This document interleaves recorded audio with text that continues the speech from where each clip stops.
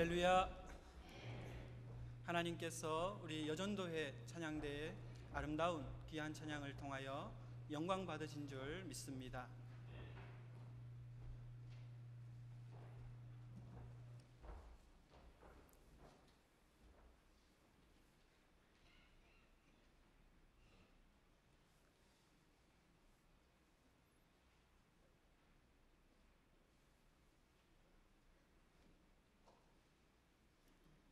한 여성이 시내를 돌아다니면서 전단지를 뿌리고 있었습니다. 그 전단지 내용은 남편을 찾아달라는 내용이었습니다. 남편은 정신지체 장애자였습니다. 그 여성은 과거에 장애인 보호시설의 봉사자로 일하면서 한 환자를 적극적으로 헌신적으로 돌봤는데 그 환자가 남편이 되었습니다. 그런데 정상적인 부인과 정신지체 남편이 만나서 꾸린 가정은 쉽지 않았습니다. 남편은 전혀 돈을 벌 수가 없었습니다.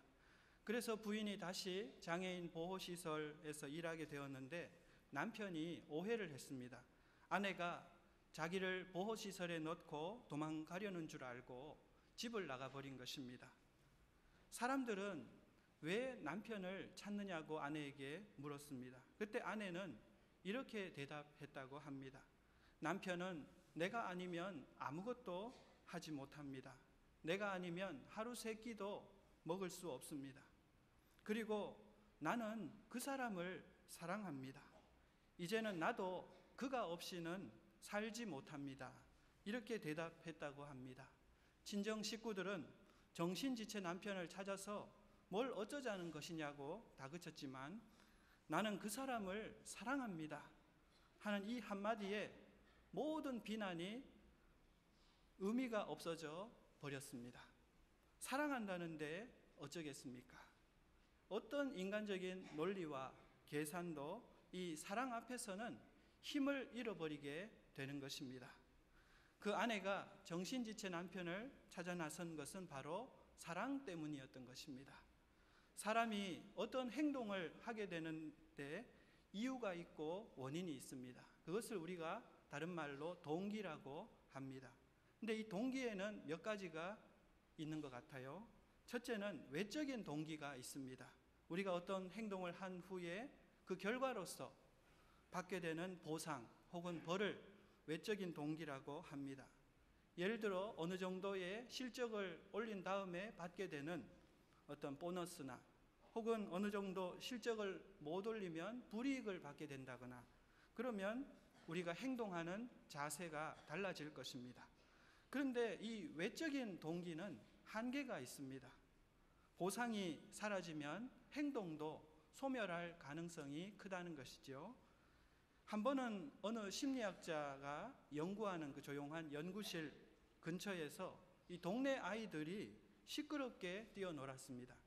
그래서 이 심리학자가 어떻게 할까 생각을 하다가는 아이들에게 가서 그들의 뛰어노는 모습 또 시끄럽게 노는 소리가 나에게 참 즐겁다고 얘기를 해 주었습니다. 그리고 계속 그렇게 놀아주면 하루에 1,000원씩 주겠다 약속을 했습니다.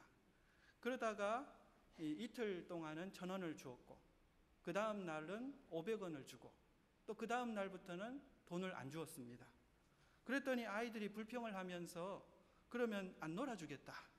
놀 데가 여기밖에 없느냐 하고는 그냥 가버렸다는 것이죠. 이처럼 외적인 보상이 중단되거나 사라지면 행동도 사라지게 될 그런 확률이 높습니다. 둘째는 내적인 동기가 또 있습니다.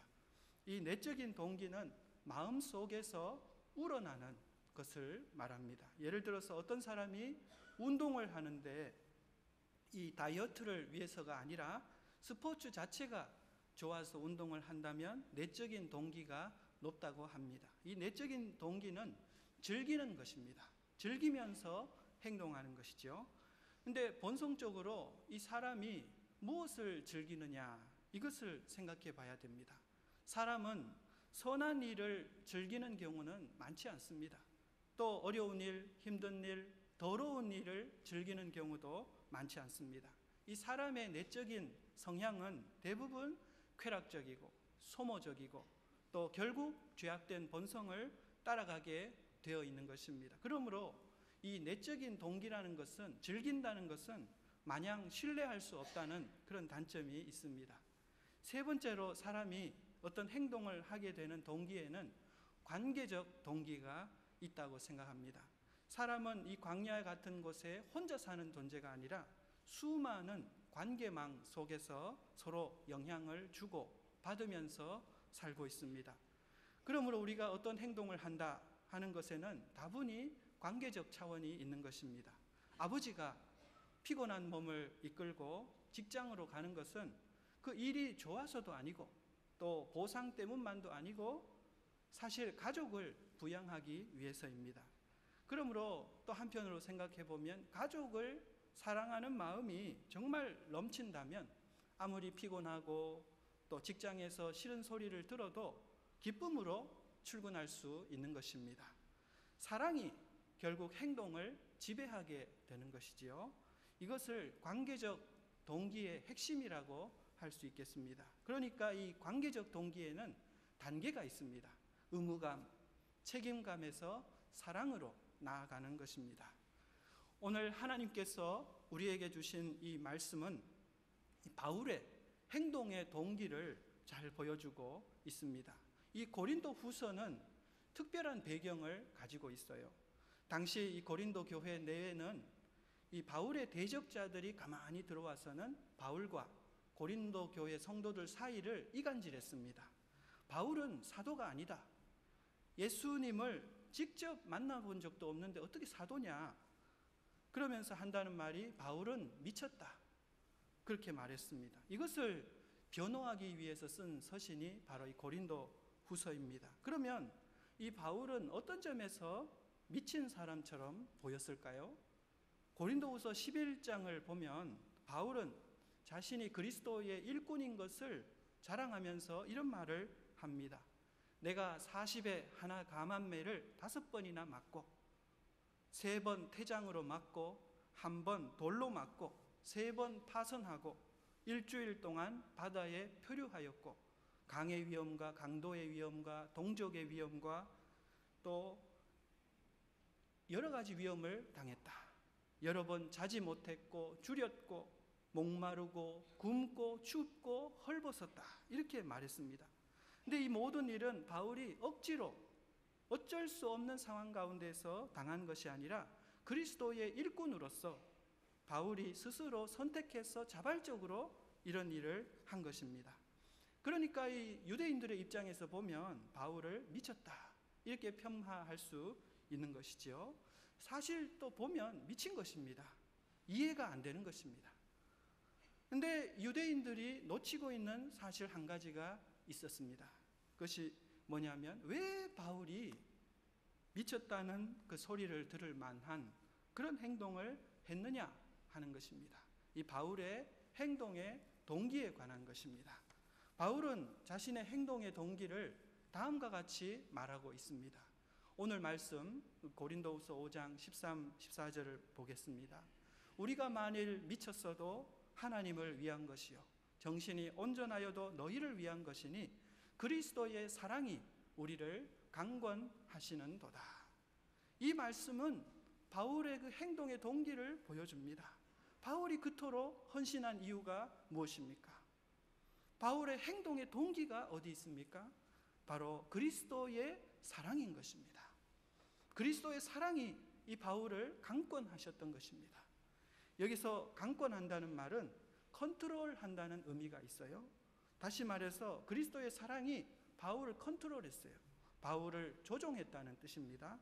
바울에게도 하고 싶은 것이 있고 하기 싫은 것이 있었을 것입니다.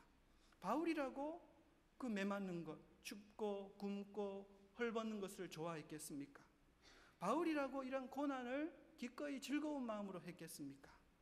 그러나 그리스도의 사랑이 바울을 지배하니까, 그리스도의 사랑이 바울을 제어하고 통제하니까 바울이 할 수 있었던 것입니다. 우리가 구약 성경을 보면 예레미야 선지자가 나옵니다.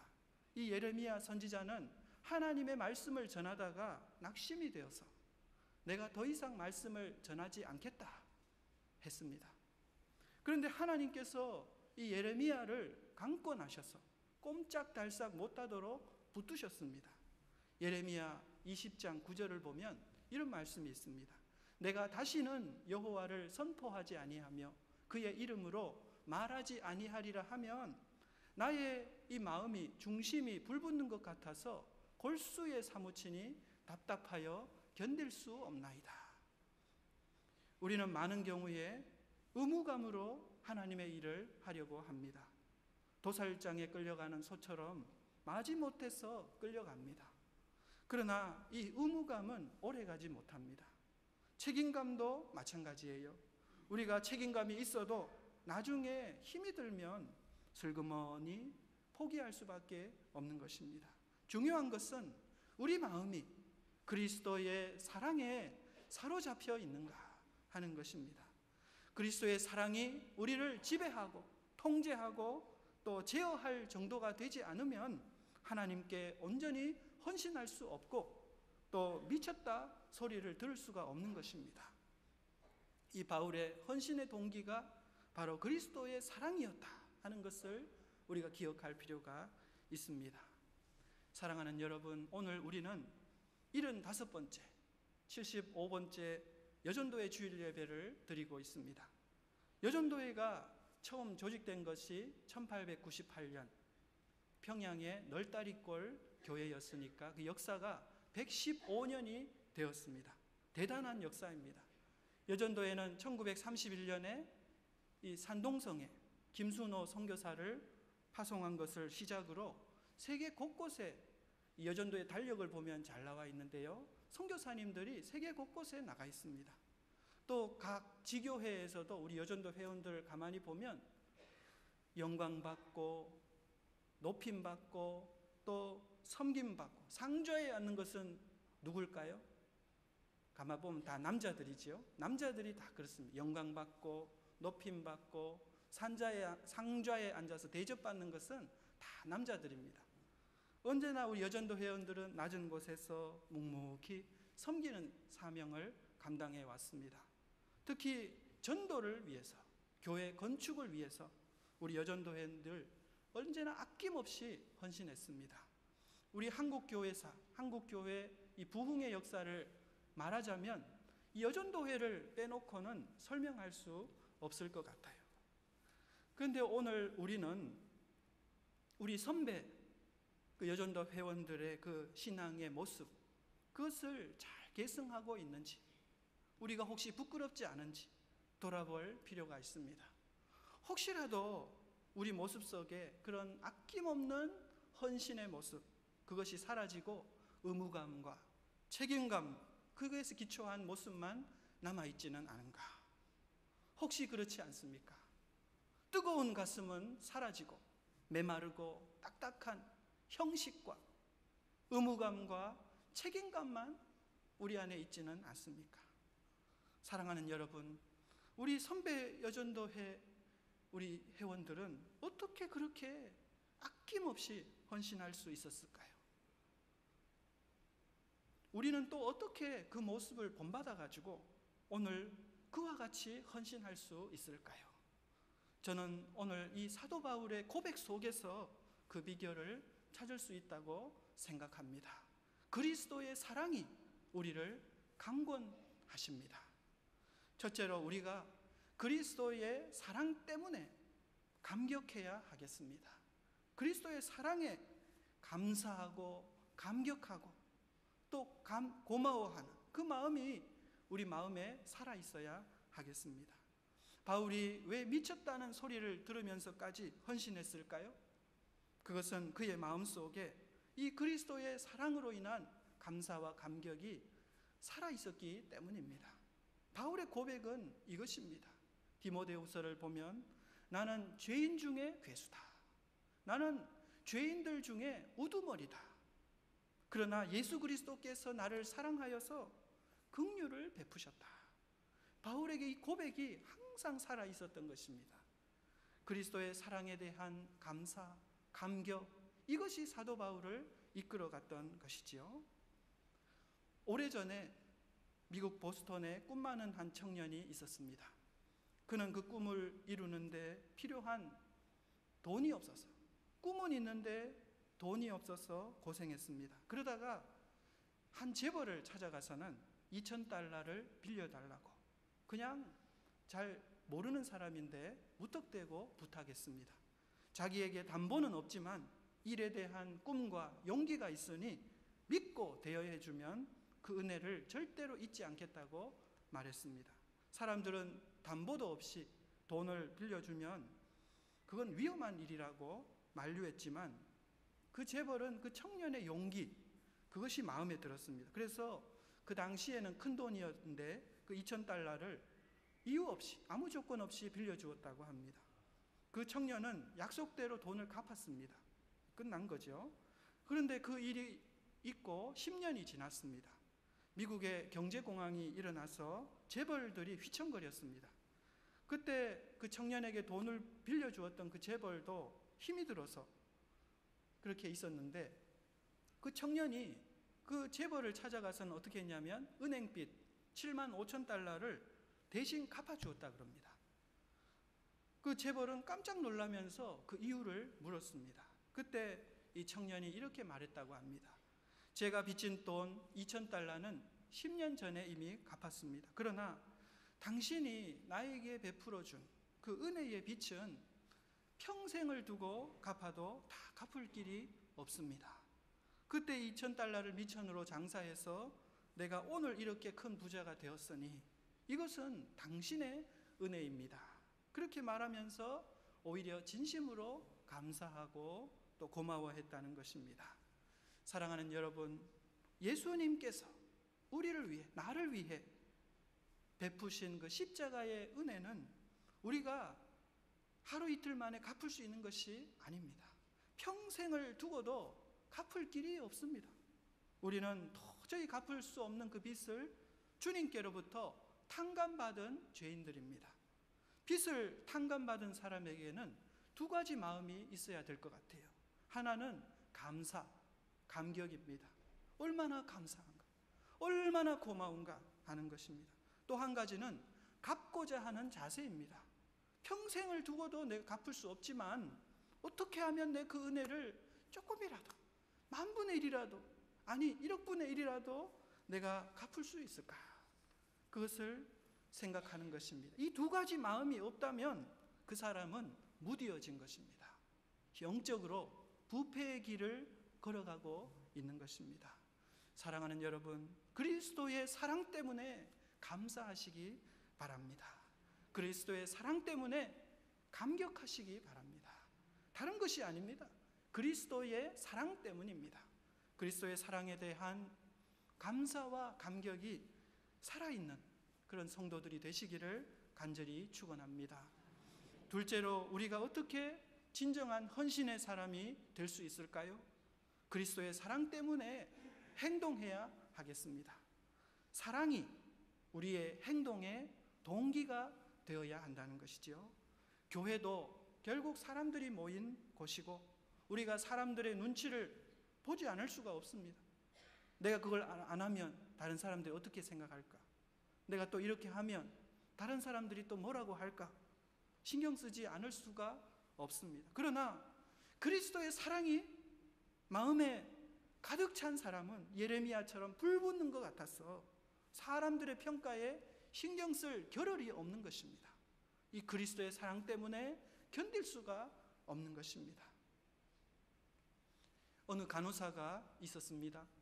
이 간호사는 남동생의 뒷바라지를 위해 시집 가기를 거절하고 평생을 희생했습니다. 동생도 누나 그렇게 하지 마 말했고 주변 사람들도 좀 지나친 거 아니냐 그렇게 했지만 막무가내였습니다.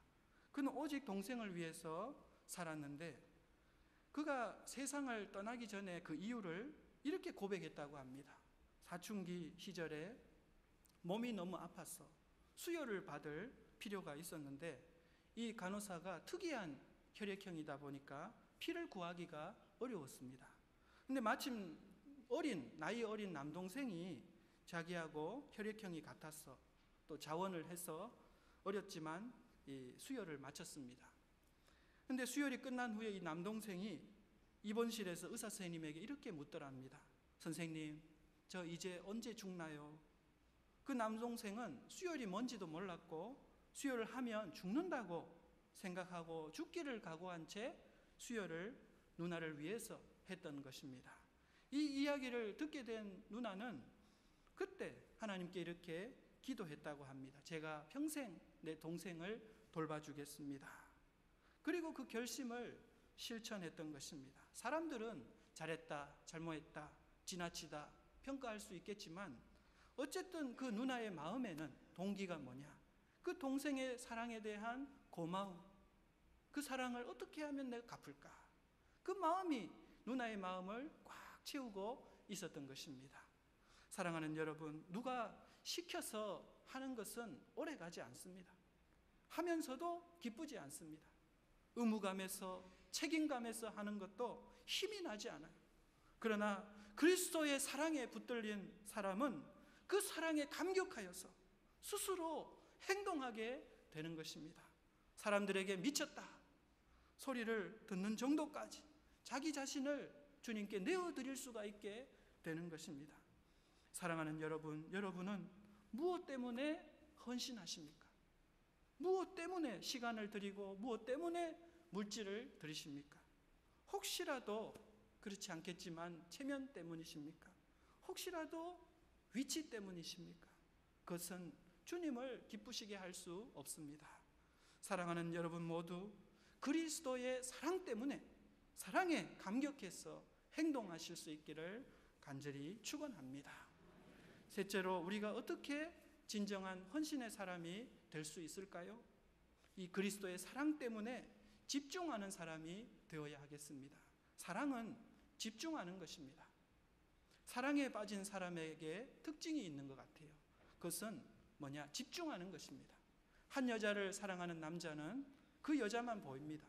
그 여자가 먹고 싶은 것을 먹고 싶고, 그 여자가 가고 싶어 하는 곳에 가고 싶고, 무엇이든지 사랑하는 사람의 생각에, 관심에 초점이 맞춰지는 것입니다. 만약 이 여자도 신경 쓰이고 저 여자도 신경 쓰이고 다 신경 쓰인다면 그 사람은 진짜 사랑에 빠진 사람은 아닐 것입니다. 사랑은 집중하는 것입니다. 성경에서 사도 바울처럼 집중한 사람도 드문 것 같습니다. 그는 누구에게 집중했습니까? 오직 예수님께 집중했습니다. 매를 맞아도 굶어도 춥고 헐벗어도 예수를 위해서라면 오케이였습니다. 살아도 주를 위하여 살고 죽어도 주를 위하여 죽겠다. 먹든지 마시든지 무엇을 하든지 하나님의 영광을 위해 하리라. 이것이 그의 결단이었던 것이죠. 이것이 또한 사랑에 빠진 사람의 특징입니다. 누가복음 15장을 보면 예수님의 비유 중에 잃은 양 한 마리를 찾아 나서는 그 목자의 모습이 나옵니다. 너희 중에 어떤 사람이 양 100마리가 있는데 그 중에 하나를 잃으면 99마리를 들여두고 그 잃은 것을 찾아내기까지 찾아다니지 않느냐 물으셨습니다. 근데 이것은 현대인의 그 경제 논리와는 맞지 않습니다. 99마리를 들에 내버려 두고 잃은 양 한 마리를 찾아 헤매는 목자를 현대인은 어떻게 평가할까요? 미쳤다. 정신이 있느냐? 그렇게 손가락질 할 것입니다. 사실 미친 것입니다. 미치지 않고서는 그렇게 할 수가 없어요. 그러면 무엇에 미쳤느냐? 한 마리 그 양에게 미친 것입니다. 길을 잃고 헤매며 가스티에 찔리면서 맹수의 추격을 받고 있을 그 잃은 양에 대한 안타까운 마음, 목자의 마음에 미친 것입니다. 그래서 다른 것은 보이지 않는 것이죠. 경제성에 맞느냐, 논리에 맞느냐, 그런 것은 귀에 들어오지 않는 것입니다. 오직 잃어버린 양만 눈에 보입니다. 그것이 바로 사랑인 것입니다. 탕자 이야기도 그렇습니다. 아버지가 버젓이 살아있는데 유산을 미리 받아가지고 가서 허랑방탕하게 살다가 그 많던 재산 다 없애버리고 거지처럼 이 아버지에게 돌아옵니다. 그런데 그 돌아온 둘째 아들을 신발 또 진짜 맨발로 뛰어가서 손에 가락지를 끼우고 발에 신을 신기고 또 잔치를 베푼 그 아버지의 마음, 그 마음을 어떻게 이해할 수 있을까요? 그것이 바로 사랑인 것입니다. 만약에 사랑이 없었다면 어떨까요? 눈치가 보였을 것입니다. 큰아들 눈치도 보이고 마을 사람들 눈치도 보이고 이 눈치 때문에 어떻게 할 수 없었겠죠. 그러나 그럴 겨를이 없었어요. 왜냐하면 둘째 아들을 너무너무 사랑했기 때문입니다. 사랑은 단순한 것입니다. 집중하는 것입니다. 사랑하는 여전도 회원 여러분, 그리고 성도 여러분, 여러분은 어떤 자세로 헌신하고 계십니까? 이 사도 바울은 그리스도의 사랑이 강권하신다고 고백했습니다. 그리스도의 사랑 때문에 감격하고 그리스도의 사랑 때문에 행동하고 그리스도의 사랑 때문에 집중했습니다. 사랑은 감격하게 합니다. 사랑은 행동하게 하고 사랑은 집중하게 합니다. 사랑하는 여러분 모두 이 그리스도의 사랑 때문에, 다른 것이 아니라 그리스도의 나를 향해 베풀어 주신 그 놀라운 십자가의 은혜와 그 사랑 때문에 감격하고 감사하여 뜨겁게 헌신하시는 여러분들이 다 되시기를 간절히 축원합니다. 기도하겠습니다.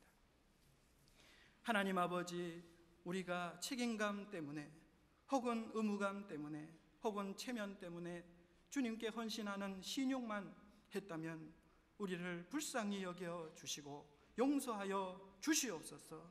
우리의 마음 깊은 곳에서부터 주님의 사랑이 뜨겁게 살아있게 하시고 그 그리스도의 사랑 때문에 감격하고 그리스도의 사랑 때문에 행동하고 그리스도의 사랑 때문에 집중하여 헌신하는 사람이 다 되도록 도와주시옵소서. 예수님의 이름으로 기도하옵나이다. 아멘.